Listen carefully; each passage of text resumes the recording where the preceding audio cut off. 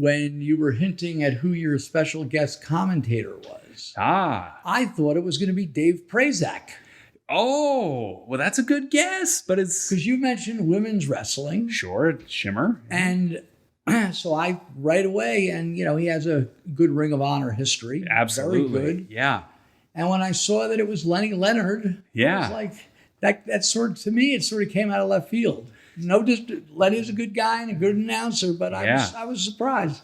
How did that happen? Yeah. So I'll tell you the story. And, back at Madison Square Garden 2 years ago, I had an idea to recognize some of the folks that had been with Ring of Honor in the past. And Lenny had always been a guy that I enjoyed listening to, and Dave. And, I thought it would be neat because we were all going to be in the same general area. We were all going to be in the same place. And they really laid a good foundation for Ring of Honor, Lenny and Dave did. And so I had pitched, hey, why don't we have Dave come in and Lenny come in and do the opening match, the women's tag team match, or do the battle, the Honor Rumble. Were you talking about for the anniversary show that didn't happen? Well, that came back up.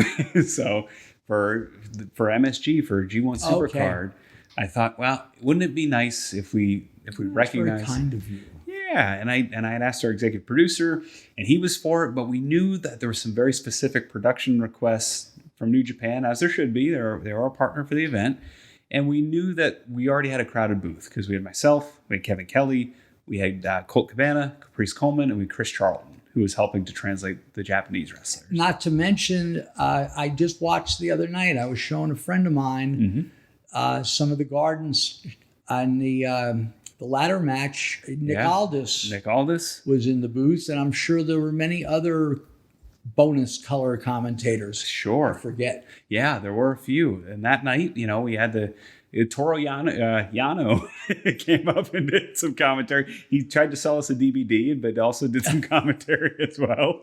So, it was a great night. And I tried to get Lenny in. And, we need to appreciate the past. We need to appreciate the legends. One of the reasons I re-signed with Ring of Honor, I made this very clear, is that my hope is that part of me wants to leave a legacy. And I have a shot now to be the longest reigning commentator in Ring of Honor history, which is something that I'd like to do. Who are you behind? I'm behind Lenny and Kevin Kelly.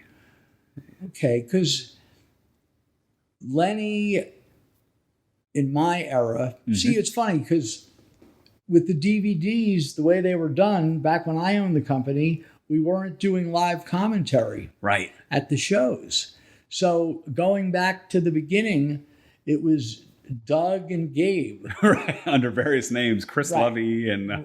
Right. And then was Lenny next? I know Prazak and Lenny Leonard were going down to Florida to do the tapes. I don't remember the order. You probably do. 04, 05, around then, yeah. And then Lenny, the last match he called for Ring of Honor was in 09. I think Lenny went the Gabe train. He did, yeah. Which is fine. Everybody's entitled to do what they want. Sure, and he'd been their lead announcer, for 11 years. So, I mean, definitely, he's one of the best kept secrets in wrestling. He's got a great voice, and he's somebody that when I was a fan of Ring of Honor, when I was in college, it was very welcome to hear Dave Prazak and Lenny Leonard. So I've been slowly trying to, kind of from a personal thing. It's like when you're a wrestler and you want to wrestle another wrestler, or if you're a baseball player and you're good, you want this guy to be your teammate. I've been trying to do that, and I've at least for a one-off, at least for the women's tournament, at least Caprice is my partner, and he'll always be my partner. And I told him, when the Black Lives Matter, when the George Floyd protests happened, that if he goes, I go. If there's any reason, he was worried, he was speaking out, and he was a little scared. He said, if I speak out, what are they going to do? I said, well, if you go, I go. And that's we're a team. And so, Caprice and I are in this together, but when you have a chance to add on, it's like the 2000 Yankees when they added late in the season, Chili Davis, Jose Canseco. They added up to the bullpen. They added like 5 all-star relievers. Hold on a second. Okay. Hold on. Yeah. Oh, Carrie is fixing my Mickey Mouse hoodie. Where's the other? Yeah, we got a blue string. And for those of you not watching, I have a multicolored Mickey Mouse ladies extra large. It's beautiful. It's very fashion forward. Here's a man that works out. He's in great condition, although he fleeced society by getting a COVID shot under the guise of obesity. I can't help it that the government says I'm obese. That's man's in perfect shape, No. handsome, good looking, in perfect shape. Appreciate with a it. beautiful cheese basket, multicolored Disney. Which he picked up with his brother. But anyway, I interrupted with flame. Yeah, so it's an opportunity to bring in. He's still at the top of his game, and it's when you have a chance to improve your team, you do it. And Lenny's got a tremendous experience calling these women's bouts, whether it's for Shimmer, Shine, those organizations. So we're bringing Lenny in. And not to be confused with Shemmy Shine. No. And we're really excited, and I'm glad for him because he and I have talked for years. And there was people when I took the job. Kevin Kelly, he was very supportive, and I know you're going to knock it out of the park. I'm going to give you pointers. Take what you can from the pointers, and tell me to F off when you feel like you're. And he gave me just very, very fatherly advice, like listen to me until you feel like you can't listen to me anymore.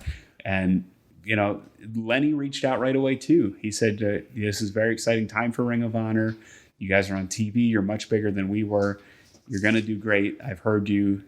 You're going to rock it. Well, this is a tribute is not the right word. This just shows Ian's character, because most people, whether it's in entertainment, whether they're working at a factory, are worried deep down about their own livelihood. So why are you going to want to bring in somebody who's great? Right. Yeah. They might say, holy shit. We got the wrong guy. Right. So I tip my hat to you for doing that. Thank you. And it meant a lot that Lenny reached out, because there was other commentators.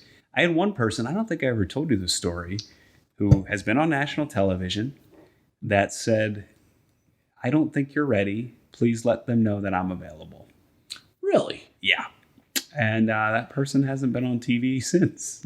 So now I'm. Yeah, I will tell you the name off the air. And it was really disheartening, because I'd done one television taping, and they were just starting to air. So they were just starting to, be available. And this person reached out and said that. Now, there's some mean people out there. There really are. And then there's some other people that, they want to try and get in. They sense there might be an opening, but they're generally nice and generally okay. And you kind of, you let it be water under the bridge. But I'll never forget that person, and they can kiss my ass. There you go. So there you go.